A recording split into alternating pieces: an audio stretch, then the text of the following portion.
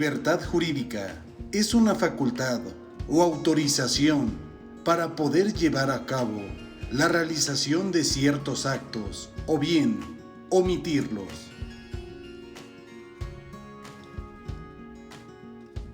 Frente a la denominación de libertad jurídica normativamente limitada, se coloca también la libertad absoluta de la naturaleza. Dentro de toda relación jurídica se encuentra un sujeto activo, que es la persona a quien se permite exigir del obligado o sujeto pasivo el cumplimiento de su deber. Sujeto activo también puede tener aquella persona que cuente con el carácter de titular de un derecho a la observancia de su propia obligación y como sujetos pasivos a las demás personas a quienes se les impone el deber de respetar el ejercicio de ese mismo derecho.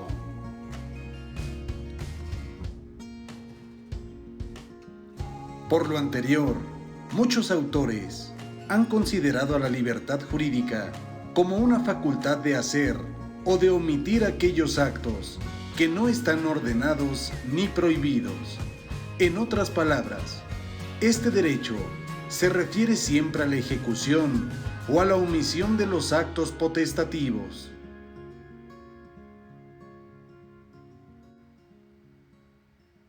Debemos entender jurídicamente como potestativo aquellas formas de conducta que el derecho no prohíbe ni ordena. Las normas del derecho pueden conceder expresamente facultades para realizar u omitir determinados actos. Un ejemplo de ello lo encontramos en el artículo 11 de la Constitución Política de los Estados Unidos Mexicanos. Este precepto establece que toda persona tiene derecho para entrar en la República, salir de ella, viajar por su territorio y mudar su residencia, sin necesidad de carta de seguridad, pasaporte, salvoconducto u otros requisitos semejantes. De esa forma, se puede decir que resulta lícita la ejecución de todos los actos ordenados, la omisión de los prohibidos y la ejecución y la omisión de los que no están ordenados ni prohibidos.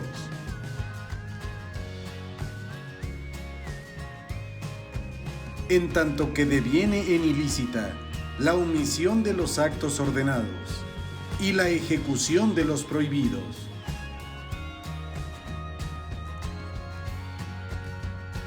De esta forma, la libertad jurídica, en sentido positivo, resulta ser la facultad que toda persona tiene de optar entre el ejercicio y el no ejercicio de sus derechos subjetivos, cuando el contenido de los mismos no se agota en la posibilidad normativa de cumplir un deber propio.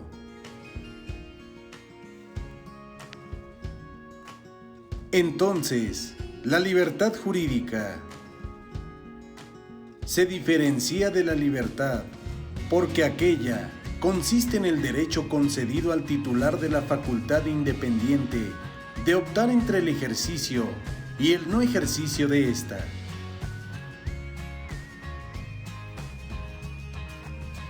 En las comunidades primitivas, la reacción contra el entuerto era un asunto puramente privado. Pero hoy en día corresponde a las personas la facultad de defender sus derechos, repeler los ataques dirigidos contra éste y conseguir por toda suerte de medios, cuando la violación se ha consumado, el restablecimiento de las cosas a su estado anterior.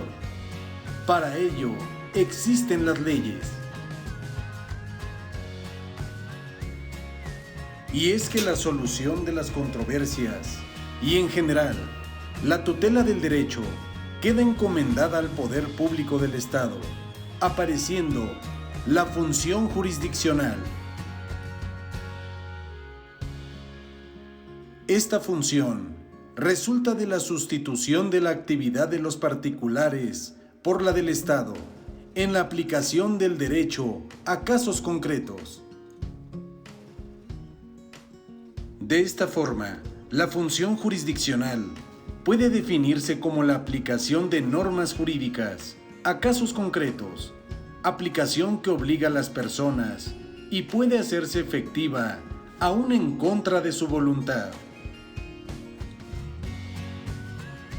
Existen dos tipos de funciones de relevancia: la jurisdiccional, que es propia de los jueces, y la administrativa, de las autoridades de la administración pública.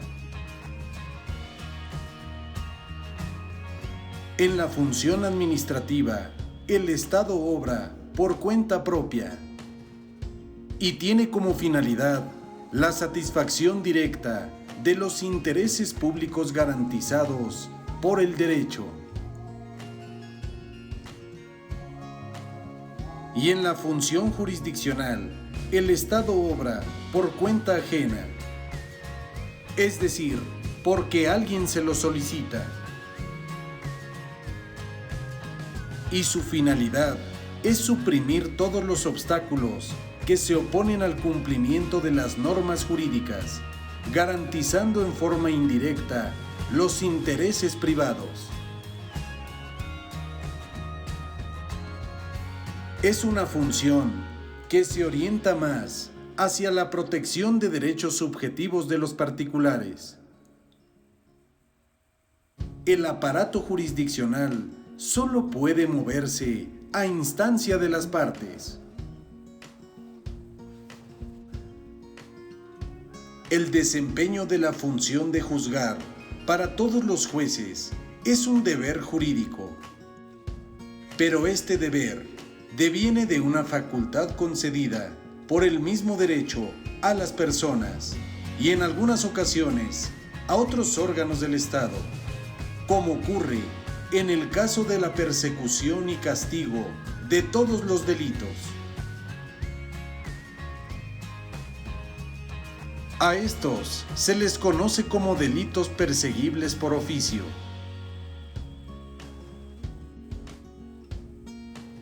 De aquí se origina el concepto de acción. La acción es la facultad de solicitar a los órganos jurisdiccionales la aplicación de las normas jurídicas a casos concretos, con el propósito de esclarecer una situación jurídica dudosa, o bien declarar la existencia de una obligación y, en caso necesario, hacerla efectiva.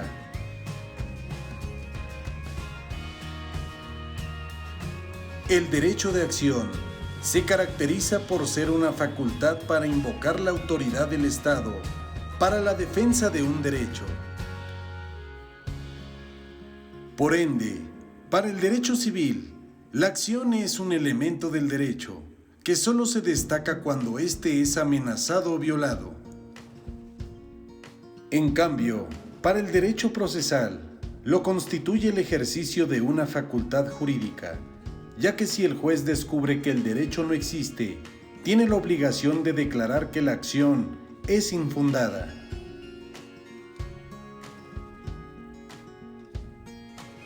Es por ello que el derecho de acción es correlativo de un deber del Estado, al cual se le da el nombre de obligación jurisdiccional. El derecho de acción es subjetivo público, porque es correlativo de una obligación impuesta a los órganos del Estado. Estos órganos se les conoce como jurisdiccionales y su actividad consiste en aplicar normas generales a casos concretos para la satisfacción y tutela de los intereses que éstas protegen.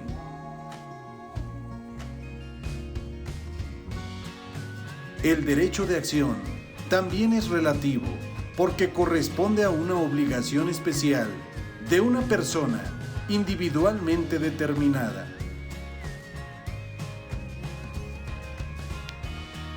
Y por último, es un derecho abstracto, ya que puede ser ejercitado por cualquier persona aun cuando no tenga un derecho material que hacer valer.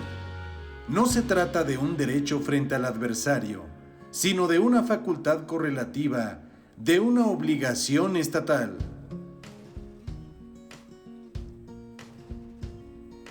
Quien es titular de un derecho de acción tiene derecho a pedir la prestación de la función jurisdiccional y la emisión de una sentencia favorable.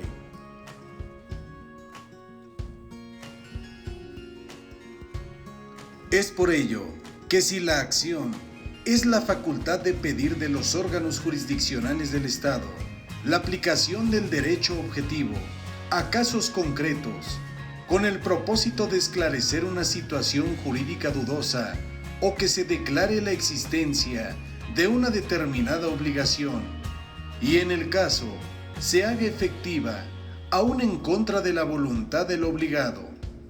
Como toda facultad jurídica, el derecho del que hablamos supone la existencia de la obligación correlativa. Esta obligación constituye el contenido de la función jurisdiccional. Del derecho de acción se origina la relación jurídica procesal, que en su aspecto activo está representada por las facultades legales de las partes frente a los tribunales, encargados de la función jurisdiccional, y en su aspecto pasivo por el deber jurisdiccional de tales órganos. Una de las características esenciales de la relación procesal es su complejidad. Se dice que es compleja porque no se agota en un solo vínculo normativo, sino que se desenvuelve en una serie de relaciones de derecho constitutivas de todo proceso. Los elementos principales de todo proceso, en su fase declarativa, son tres: la demanda, la defensa y la sentencia.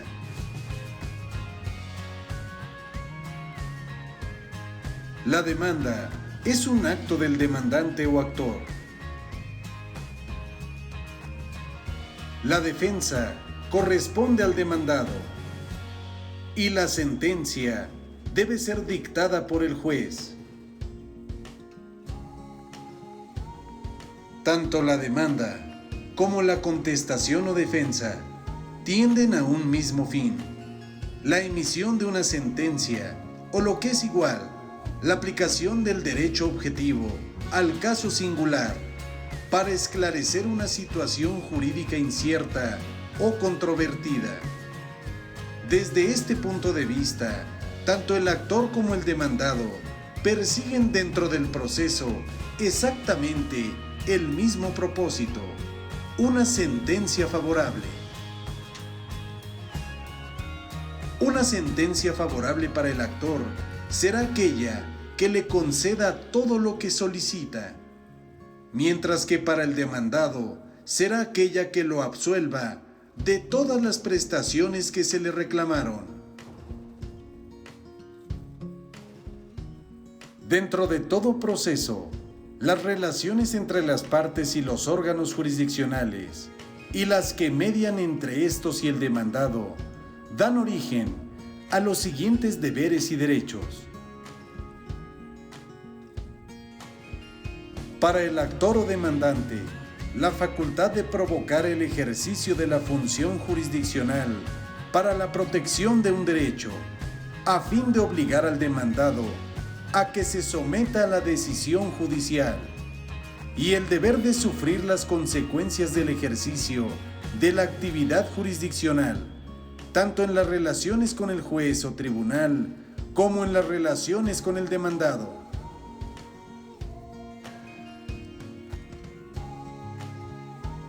En cuanto al demandado, la obligación de participar en la relación procesal, ya que es consecuencia del ejercicio del derecho de acción, y también el derecho de defensa, o sea, el de oponerse a las pretensiones del demandante y solicitar la protección de los intereses propios, a través del ejercicio de la función jurisdiccional.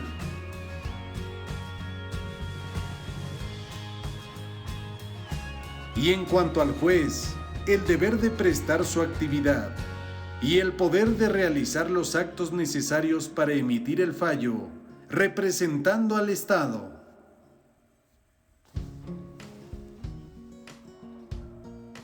El demandado puede optar por no comparecer ante el tribunal.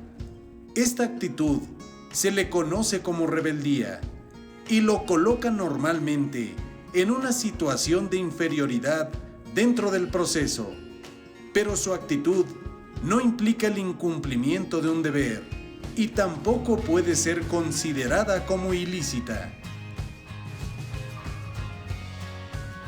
Para asegurar la participación de las partes o litigantes en el juicio, la ley establece ciertas cargas, pero no les impone obligaciones, ya que en una relación jurídica procesal entre las partes, estas relaciones se forman en el proceso entre los contendientes, pero no son jurídicas, porque no puede decirse que uno de ellos se encuentre obligado para con el otro a comparecer o a contestar o a absolver posiciones o a rendir pruebas o a cualquier otra cosa.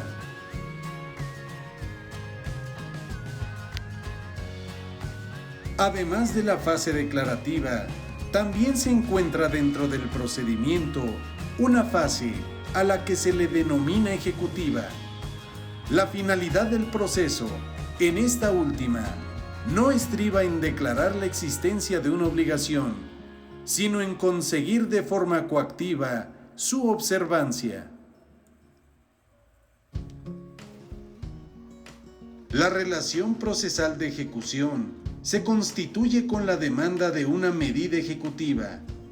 En muchos casos, se puede hacer oralmente al órgano ejecutivo y no se comunica al adversario, ya que éste solo tiene noticia de ella por la comunicación de actos que ya pertenecen al desarrollo de la relación ejecutiva y al procedimiento ejecutivo.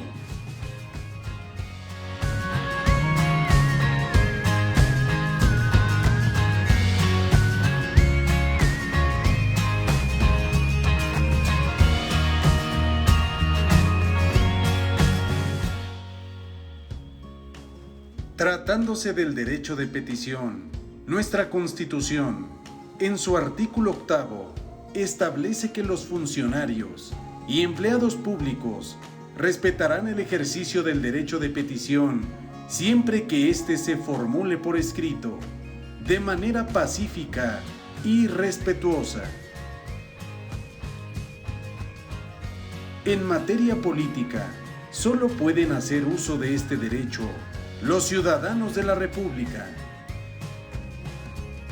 También dice que a toda petición debe recaer un acuerdo escrito de la autoridad a quien se haya dirigido, la cual tiene obligación de hacerlo conocer en breve término al peticionario. Es por ello que el derecho de petición debe ser incluido entre las llamadas garantías de derecho público. Tratándose de garantías, existen tres tipos. Las primeras de ellas son consideradas como garantías sociales, que se constituyen por las grandes fuerzas que determinan y orientan la vida de la colectividad, como la religión, las costumbres, la moralidad y los convencionalismos sociales. Estos factores obran constantemente sobre el desarrollo, mantenimiento y transformación de los diversos ordenamientos jurídicos.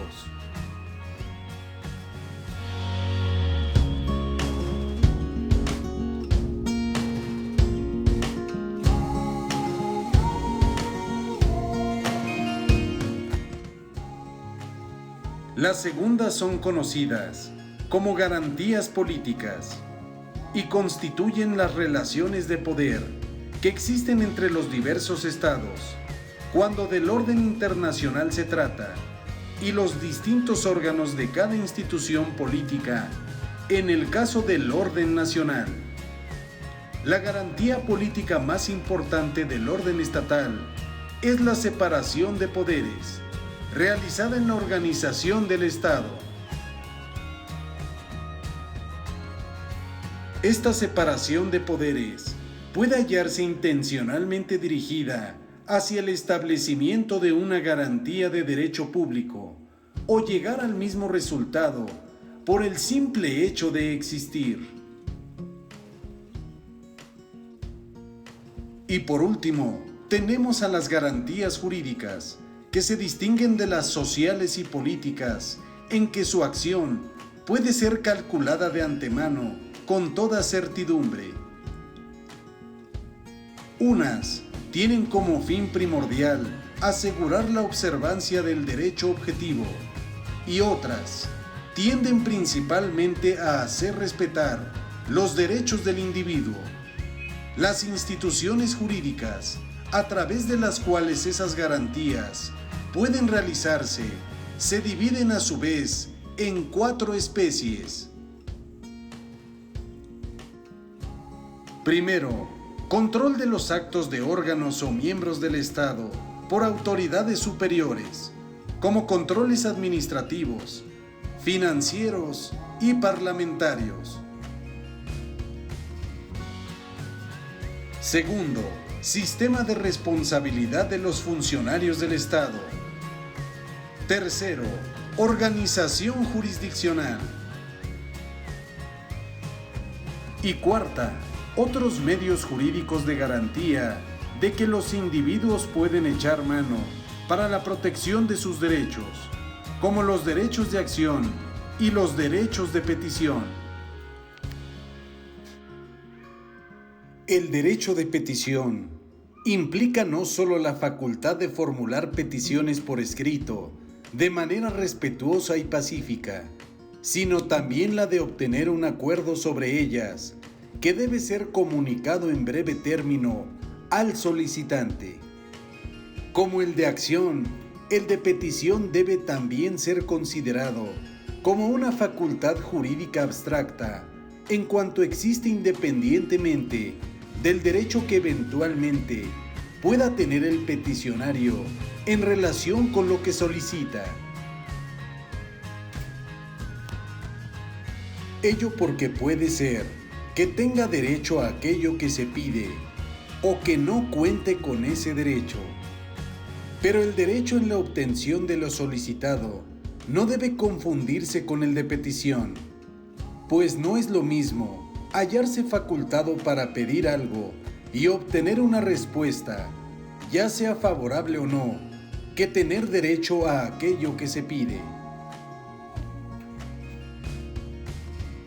Es por ello que el derecho de petición puede ser ejercitado por cualquier persona, excepto en la materia política, ya que en ella únicamente los ciudadanos. Es por ello que el derecho de petición se trata de un derecho subjetivo público en cuanto existe frente al Estado y tiene un carácter relativo, ya que a él corresponde una obligación especial de personas determinadas, es decir, el deber de las autoridades a quienes la petición se dirige de acordar esta y comunicar al peticionario en breve término el acuerdo respectivo. El tercer grupo de derechos subjetivos públicos está integrado por los derechos políticos. Los derechos políticos son aquellos que consisten en la facultad de intervenir en la vida pública como órgano del Estado.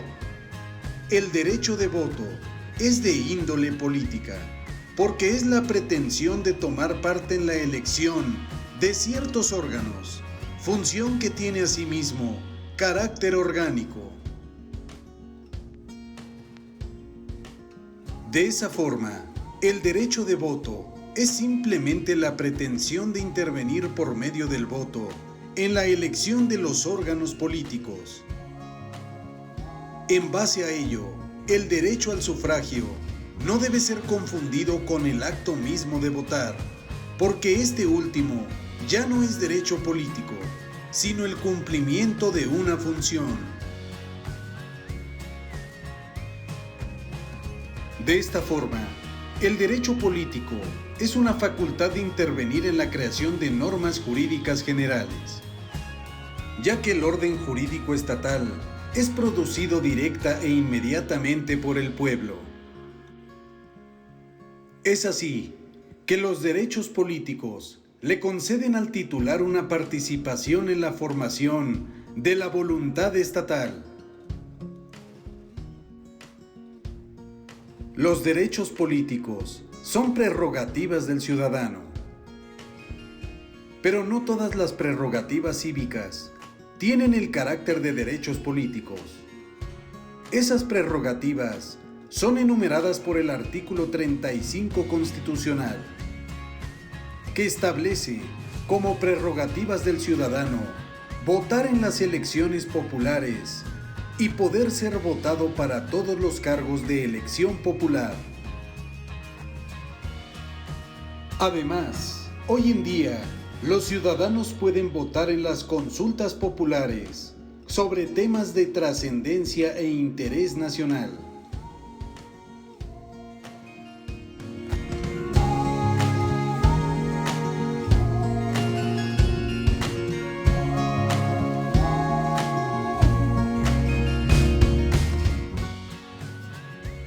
El derecho y la moral son concebidos como un deber. Por ello, es factible sostener que el deber moral difiere del jurídico en tanto que el moral es inexigible y el jurídico se caracteriza por su exigibilidad. Una obligación moral es deber, pura y simplemente, en tanto que una obligación jurídica no es solo deber, sino deuda. Frente al obligado por la norma moral, no hay otra persona que pueda exigirle el cumplimiento. Frente al obligado por una norma jurídica, en cambio existe un pretensor. En ese sentido, el deber jurídico es la restricción de la libertad exterior de una persona, derivada de la facultad concedida a otra u otras, de exigir de aquella cierta conducta, ya sea positiva o negativa. Es decir, tenemos el deber de hacer o de omitir algo, si carecemos del derecho de optar entre hacerlo y omitirlo.